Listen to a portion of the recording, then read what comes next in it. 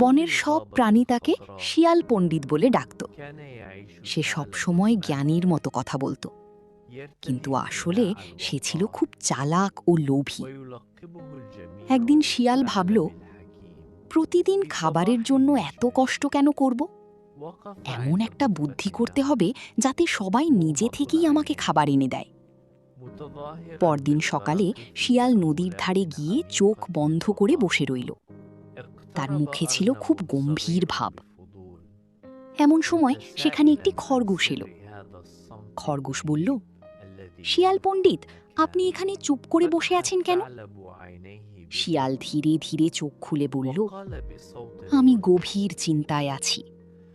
খরগোশ অবাক হয়ে বলল, কি হয়েছে? শিয়াল দীর্ঘশ্বাস ফেলে বলল, আমি স্বপ্নে ভয়ানক খবর দেখেছি। 3 দিনের মধ্যে বড় ঝড় হবে, পুরো বন ধ্বংস হয়ে যাবে। খরগোশ ভয়ে কাঁপতে লাগলো। সে দৌড়ে গিয়ে সব প্রাণীকে খবর দিল। কিছুক্ষণের মধ্যেই হরিণ, বানর, ভালুক আর আরো অনেক প্রাণী সেখানে হাজির হলো।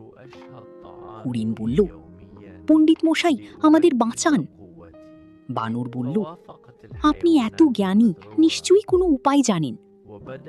শিয়াল একটু ভেবে বলল, উপায় আছে, তবে আমাকে 3 দিন বিশেষ পূজা করতে হবে। সবাই একসাথে বলল, আমরা কি করতে পারি? শিয়াল বলল, আমার জন্য প্রতিদিন ভালো ভালো খাবার আনতে হবে, তাহলেই আমি তোমাদের রক্ষা করতে পারব। ভয়ে সব প্রাণী রাজি হয়ে গেল। কেউ ফল আনলো, কেউ মাছ আনলো, কেউ মধু আনলো, আর শিয়াল আরাম করে সেসব খেতে লাগলো। এভাবে 3 দিন কেটে গেল, কিন্তু কোনো ঝড় এলো না। তখন এক বুদ্ধিমান কাকের সন্দেহ হলো। কাক বলল, এখানে নিশ্চয়ই কোনো চালাকি আছে। সেই রাতে কাক লুকিয়ে শিয়ালকে দেখতে লাগলো। শিয়াল একা একা হেসে বলছিল, সবাইকে কি সুন্দর বোকা বানালাম। পরদিন কাক সব কথা প্রাণীদের জানিয়ে দিল। সবাই খুব রেগে গেল। ভালুক বলল, তুমি আমাদের ঠকিয়েছ। বানর বলল, মিথ্যা বলি খাবার নিয়েছ। ভয়ে শিয়াল কাঁপতে লাগলো। সে বলল, আমাকে ক্ষমা করে দাও। কিন্তু প্রাণীরা তাকে বন থেকে বের করে দিল।